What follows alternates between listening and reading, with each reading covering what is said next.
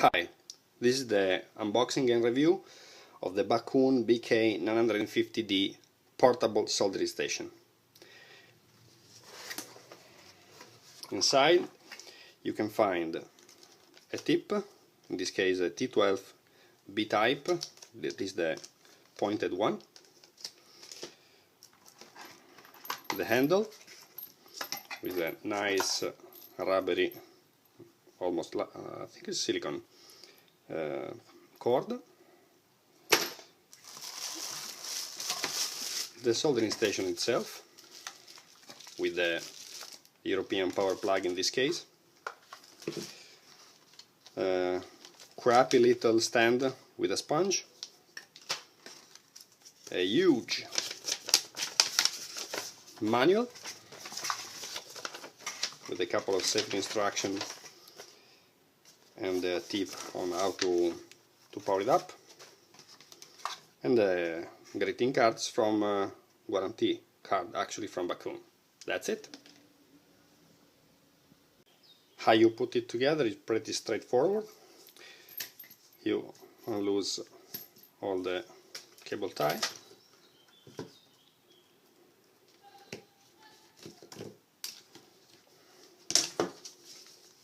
you open the tip,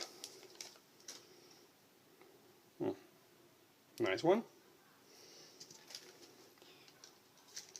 you put it in place, forcing until it will sit firmly in place, and you connect the connector straight to the only possible one. That's it. Should work. Let's power it up. Plug it to the main with the proper grounding, and let's see if it powers on with the power switch that you can find here. Well, at least it's not blowing up. Whoa, super fast. Let's see if it's already hot. Well, not yet. Blinking, blinking, blinking. Not yet, but it's coming. Oh, almost done. And that's it.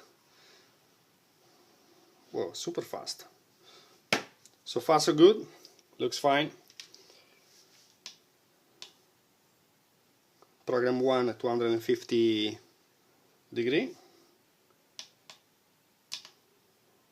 Program 5, okay, the other direction. Anyway, 450. Super fast. Not bad at all. Smoking a bit, that's fine.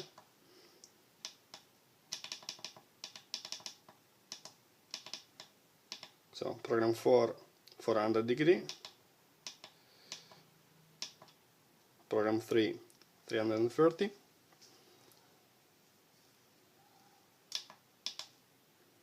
Program 2, 300. And program 1, we already see it, 250. Not bad at all. Looks fine. Let's see how it takes to cool down. Well, to cool down slowly, of course. Well, not bad. That's right. Nice. Really nice. We can also adjust the temperature by changing the program up or down, up or down. Quite fast.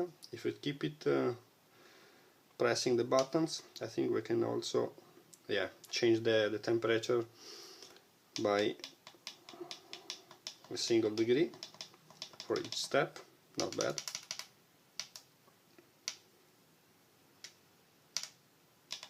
How to go on program again? I will not read the manual, that's for sure. Okay, you will press it again and we'll switch again on program. That's fine. Wow, pretty easy. Not bad at all. That's it. It works perfectly. It is really small. It doesn't take so much space on the bench. You can also hang it out on the wall close to the bench. This is absolutely useless. I think I will throw it away and try to use something like this to keep the soldering iron in place without the possibility to burn myself.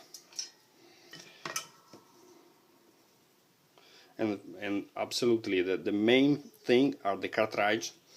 There's I think as you know, these are T12 cartridge, basically are tips with the heat element inside it, and also the temperature sensor. Everything is self-contained, and basically changing the tip, you're changing the heating element, the temperature sensor, everything. And this is the same for a much expensive soldering station like the Bakon 951 that has that use the same T12 cartridge, and a huge variety of soldering station that use this nice technology. Actually is like a repurposed laptop power supply with the temperature controller on it, and that's it. You can use it on the bench, but you can carry on the tool bag quite easily. The only thing I don't like, I already said, is the crappy stand. I don't particularly like the tips that comes with it as a default. That is the pointed one, pretty short. I think that it will be fine for some job, but I would much prefer the bevel one. So I bought myself the T12BC2. That is this. Get in focus, please. Thank you. Is the one with the screwdriver type. No, actually, it's the bevel one for drag soldering, all this kind of stuff. This will fit better my needs. And what else? Well, this is pretty much it.